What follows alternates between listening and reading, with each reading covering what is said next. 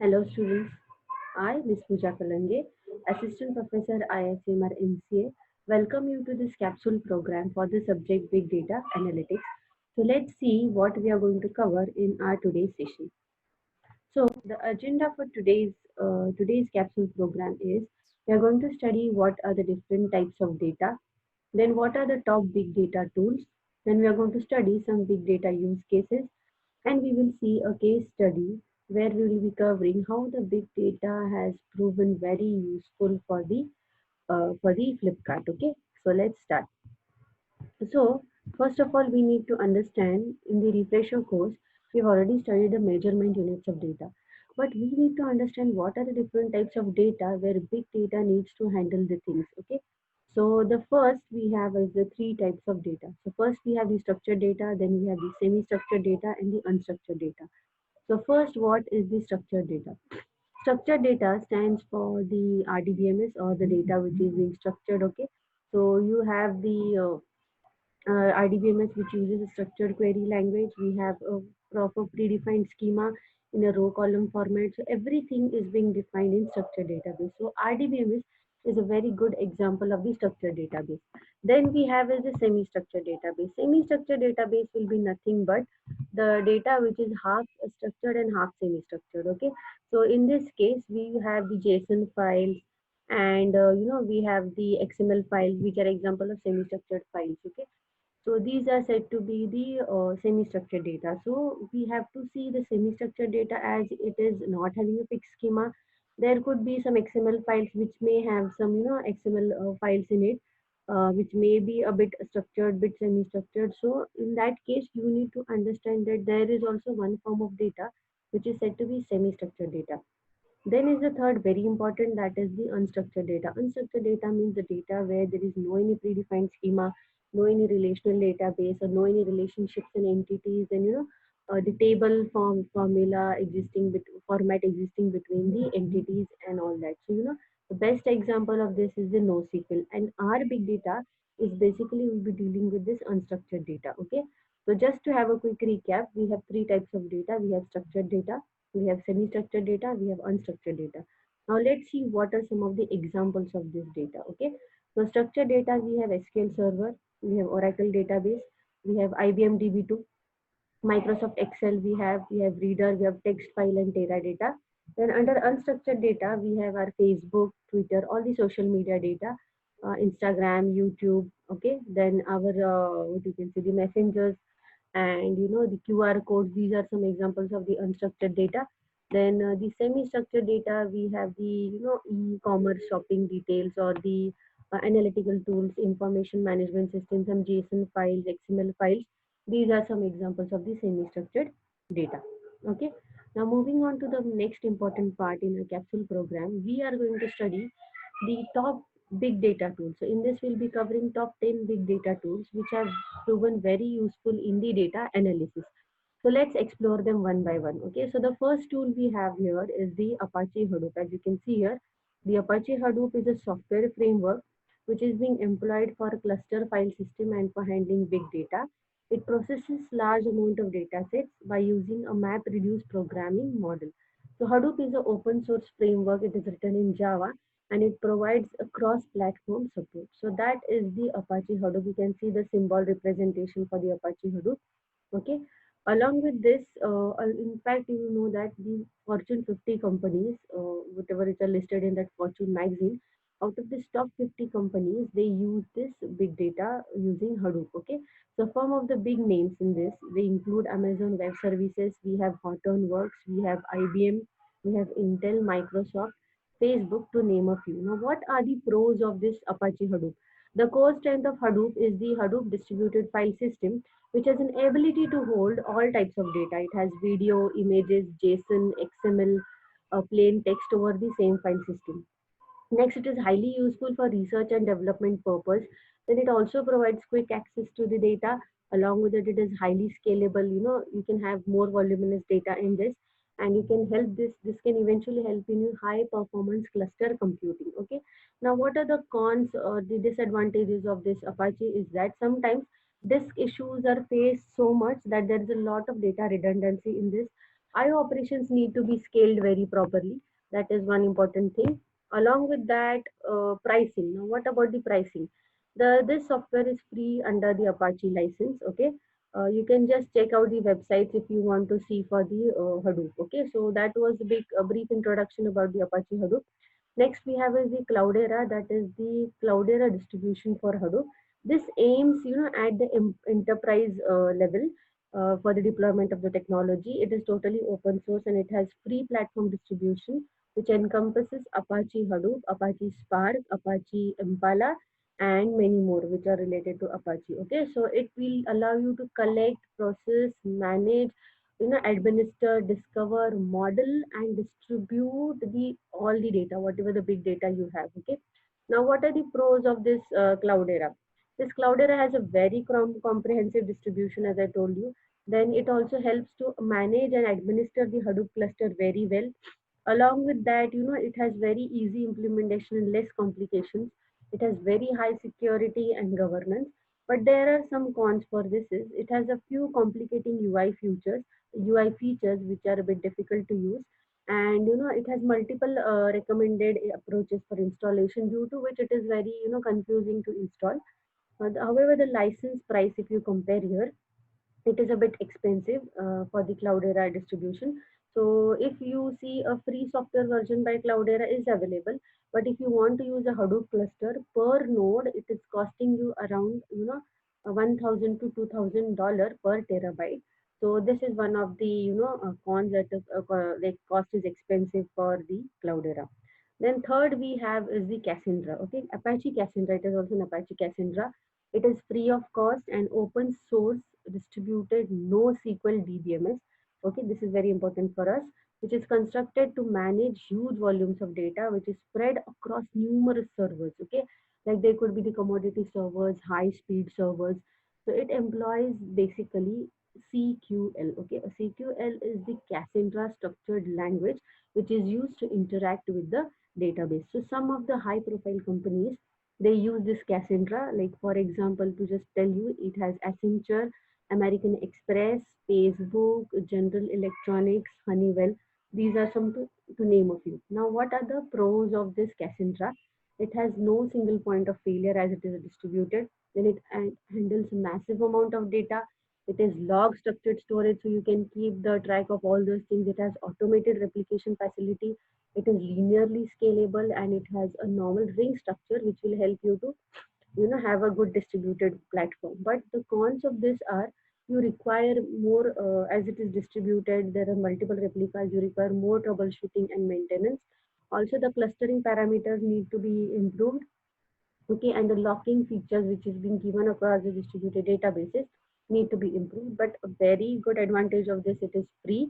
You need not have to pay money. So for if you want to try using this, you can try this software as well.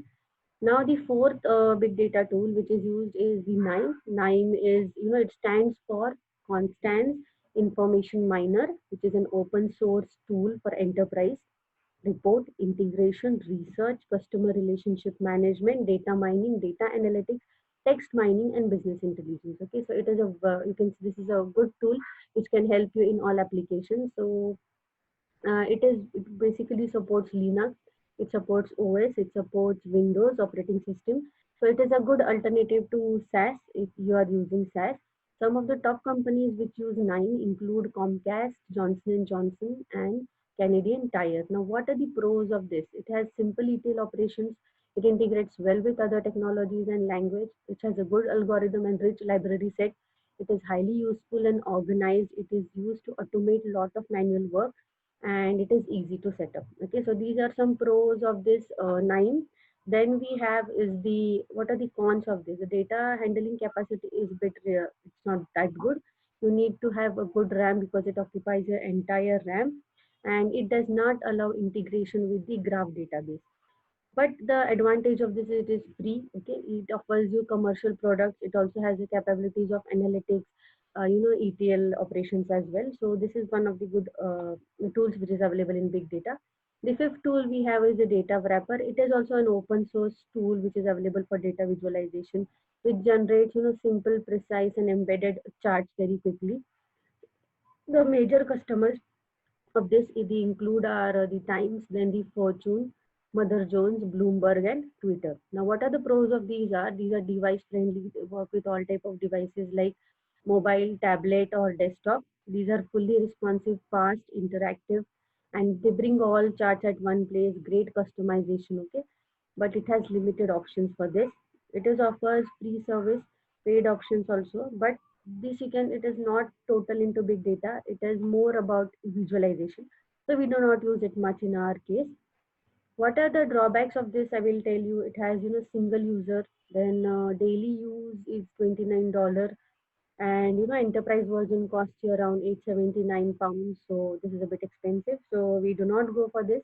If you want to see more, you can just refer the link for the data wrappers. Then the important one we have six is the MongoDB. MongoDB is NoSQL, document oriented, which is written in C, C++, and Java. It is very free to use open source tool which supports multiple operating systems like Windows, Vista, Linux, okay, Solaris, okay, one of the example. The main features of MongoDB include aggregation, ad hoc queries, then sharing, indexing, replication, server-side JavaScript. It is schemaless. It is having capped allocation. It has MMS, that is MongoDB Management Services. It has important feature of load balancing and file storage. So some of the major customers of MongoDB, they include Facebook, eBay, MetLife, and Google. Okay, so that's why MongoDB has variety of applications. What are the pros of MongoDB? Is it is easy to learn. It provides support for multiple technologies and platforms. It has no it's easy installation and maintenance. Then it is reliable, low cost. The cons is the analytics part in big data is in MongoDB is limited. It is slow for certain use cases, okay, and the pricing of MongoDBs are paid, so the pricing is available on request. So if you want, you can take that, okay. Then the next we have is the Lumify. It is a free open source tool for big data fusion, integration, and analytics and visualization. Okay, its primary feature for Lumify, it is full text search, 2D, 3D graph visualizations, automatic layouts, link analysis between the graph entities. Okay, then we have is the integration of the mapping systems, geospatial analysis, multimedia, real-time analysis. Okay, so basically all spatial temporal data can be analyzed using Lumify. It is pros, it's scalable, it is secure, it is supported for dedicated full-time development team, it supports cloud-based platform. Okay, the important, it works well with Amazon AWS. This tool is totally free, but it is more into analytics. Big data part is also there, which is about the integration part. Then comes is the HPC systems, which stands for high performance cluster computing. This is a complete big data solution over all the highly supercomputing platforms. It is also referred as DAS, that is Data Analytics Supercomputer. Okay. So this tool was developed by LexisNexis Risk Solutions. Okay. This tool is written in C++ and data-centric language known as ECL, Enterprise Control Language, which is based on superly known as Thor architecture, which supports the data parallelism, pipeline parallelism, and system parallelism. Okay, so it is open source tool, a good substitute to other big data platforms. If you see the pros or the advantages, we have parallel data processing. It has high performance cluster computing. Online query applications is being supported, highly powerful, scalable, cost effective, and comprehensive. The tool is also very free. No any cons as such. Okay, so this is the HPC system. Then we have is the Apache Storm. Okay, Apache Storm is Claude's platform distributed stream processing. Okay, for stream applications you need to use this, and fault tolerant real-time computational framework. It is free and open source. The developers of the Storm include developers Backtype and Twitter. It has been written using Clojure and Java. The architecture is basically based on which describes sources of information manipulations for to provide batch processing, distributed processing, and unbounded streams of data. Among many vendors or the customers who use Apache Storm, they include Groupon, Yahoo, Alibaba, okay, Weather Channel. These are some of the famous organizations which use this Apache Storm. The pros of this is reliable to scale, very fast and fault tolerant. It guarantees good processing of the data. It has real-time analytics. So you have ETL in this, continuous computation, distributed RPC. It has also been included with the machine learning as well. Along with this, Apache Storm cons are it is a bit difficult to learn and use. There are some difficulties in debugging which are being faced by using this platform. There are some bottlenecks present in this, but this tool is totally free. Then we have is the important tool, that is the Talend. Okay. Along with Apache Storm, just to add to you, we have Apache Sauma. Sauma is for scalable, advanced, massive, advanced online analysis. Okay. It is also an open source tool. If you want to go for advanced machine learning, you can use this Apache Samoa. Okay. Again, repeat, scalable, advanced, massive online analysis. Okay. But this is also free if you see with Apache Storm. Okay. Talend. Now, Talend is, for big data integration. It is very important. Open Studio for big data. It comes under free and open source. Its component connectors include Hadoop and NoSQL. So it also has a pro community support as well. It comes with user-based subscription license. Its component connectors are MapReduce and Spark. It provides good access to phone, web, and email support. Real-time big data platform is also available user-based. Okay, its component include Spark streaming, machine learning, and IoT, which is an important part. As I told you, it also provides you with web, mail, and phone support. Now, some cons of this: it provides you with ETL, extract transformation loading, and ELT, extract load and transport transformation for the big data. Then it accomplishes the Spark architecture, which is very good. It helps you in real time.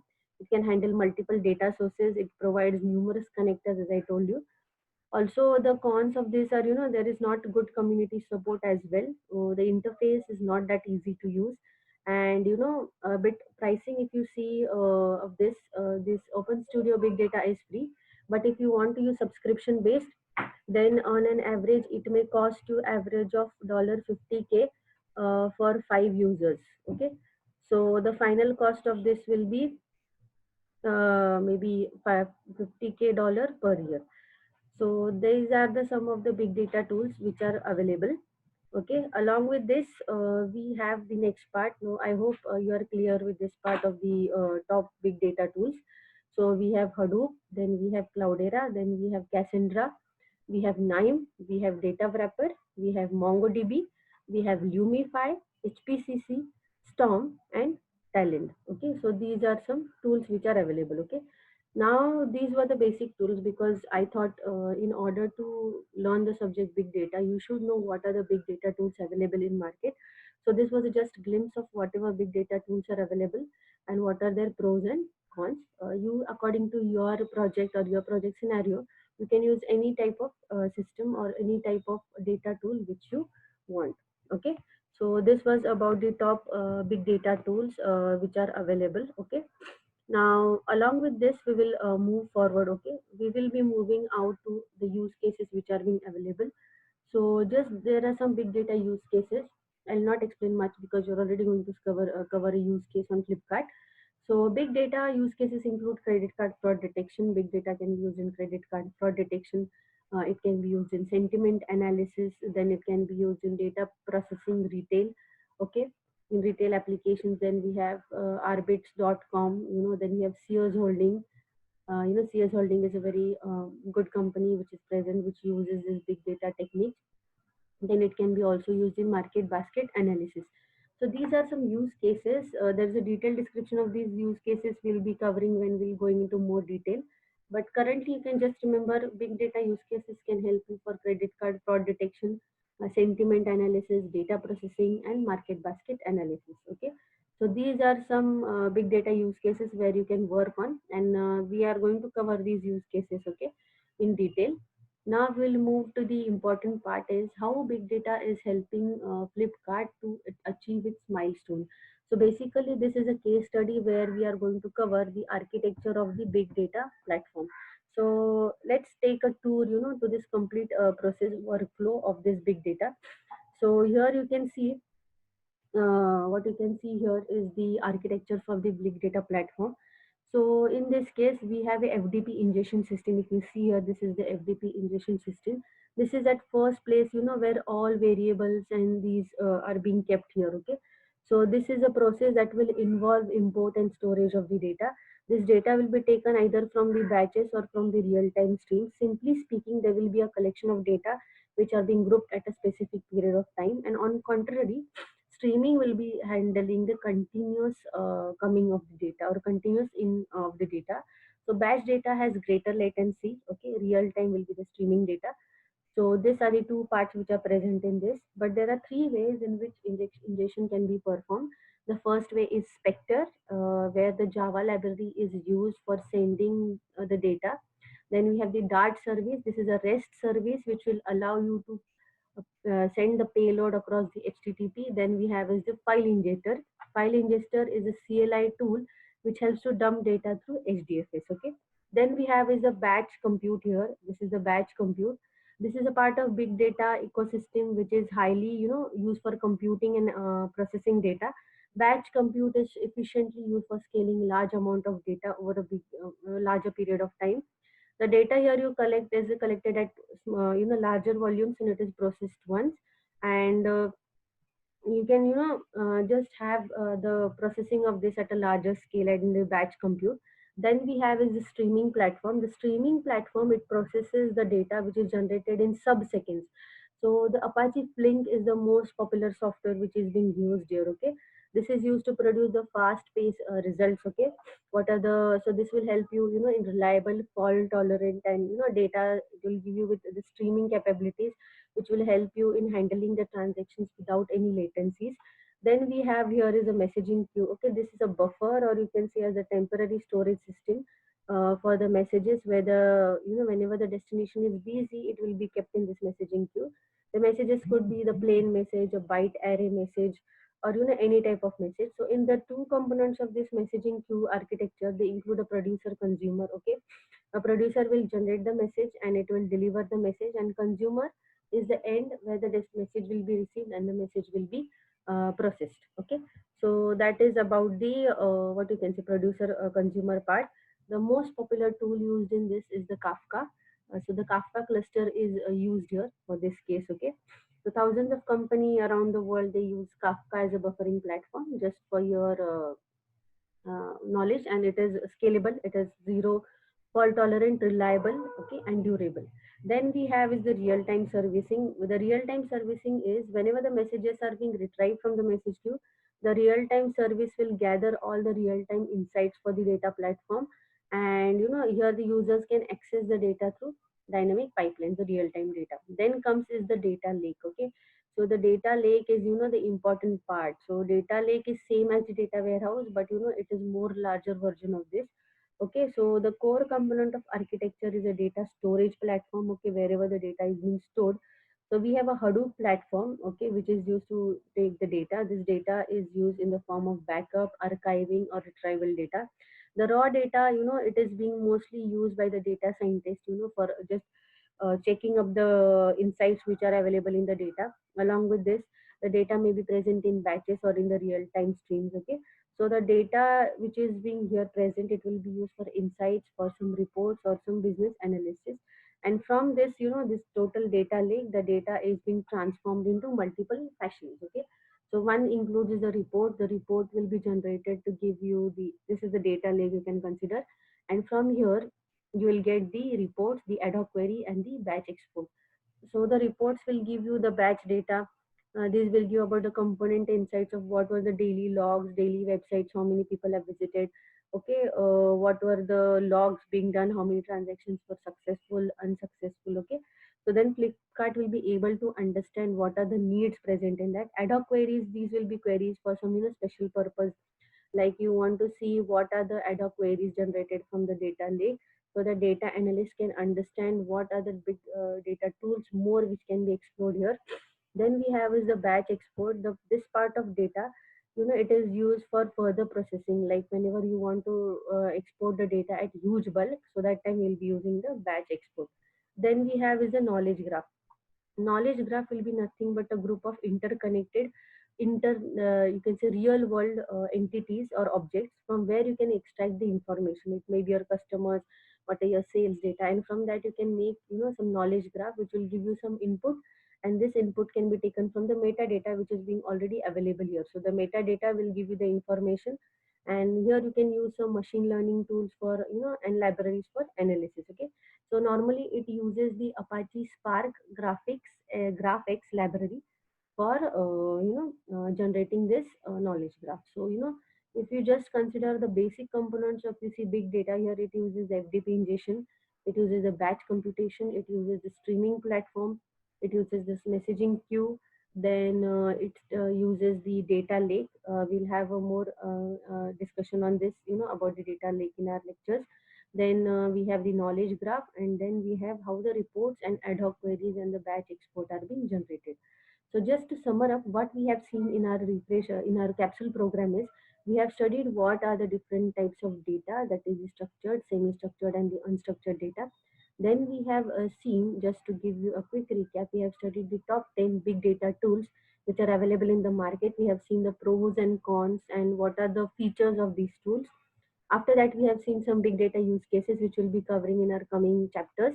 And then we have studied a case study where how big data is helping Flipkart. Okay, so this was a case study on Flipkart. So I hope you have understood this capsule program, and I thank you a lot for watching this video. Thank you.